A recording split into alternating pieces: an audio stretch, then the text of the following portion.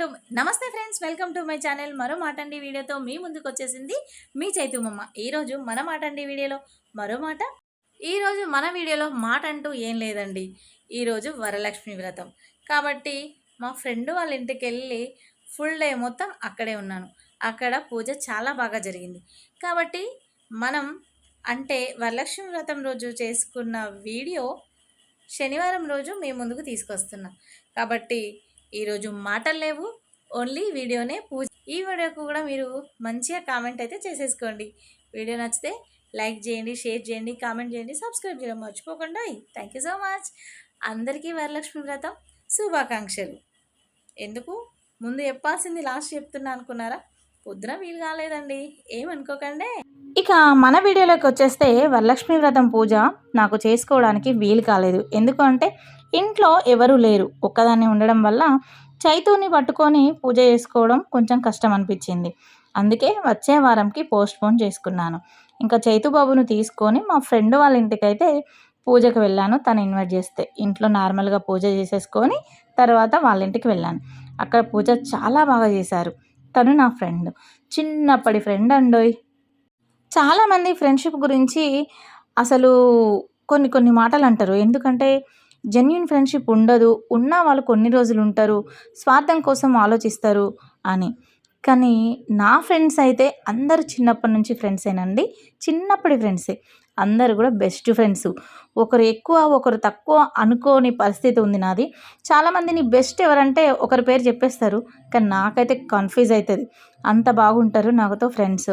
ఇంకా తిన పేరు సునీత, నా చిన్నప్పటి నుంచి ఫ్రెండ్. చిన్నప్పటి నుంచి అంటే ఇక 1-2వ తరగతి నుంచి. మధ్యలో పెళ్ళి కాకముందు ఒక 2-3 సంవత్సరాలు మా మధ్యలో గ్యాప్ వచ్చిందంటే తను ఎక్కడుందో నాకు తెలియదు, నేను ఎక్కడున్నానో తనకు తెలియదు. తర్వాత వేరే ఫ్రెండ్స్ ద్వారా మళ్ళీ మేము కనెక్ట్ అయ్యాం. ఇంకా అప్పటి నుంచి ఇప్పటి వరకు అంటే మా పిల్లలు పెద్దగా అయినరు, ఇప్పటి వరకు మా ఫ్రెండ్షిప్ అయితే ఎక్కడ చెక్కు చెదరలేదు. ఇక వాళ్ళ ఇంట్లో పూజ చాలా బాగా అయిందన్నాను కదా, డెకరేషన్ సూపర్గా చేసింది. ఇంకా నేను వెళ్ళిన తర్వాత కూర్చోబెట్టి కాళ్ళకి పసుపు, బొట్టు, కుంకుమ, వాయనం అన్నీ ఇచ్చుకున్న తర్వాత మంచిగా ఈవినింగ్ వరకు అక్కడే ఉన్నాం. మా చైతుకైతే ఫుల్ టైం పాస్ అయింది. అలాగే లంచ్ కూడా మేము అక్కడే చేసేసాము. ఇక్కడ వాయనం తీసుకుంటున్నాను చూడండి. ఇంకా మన పూజ అయితే వచ్చే వారం సూపర్గా చేసుకుందాం అనుకుంటున్నాను. చూడాలి, దేవుడి దయ వల్ల ఎవరైనా కొంచెం హెల్ప్కి వస్తే. హెల్ప్ అంటే ఒక్కదానన్నా చేసుకోగలుగుతా, కానీ చైతు బాబుతో కొంచెం ఇబ్బంది అవుతుంది.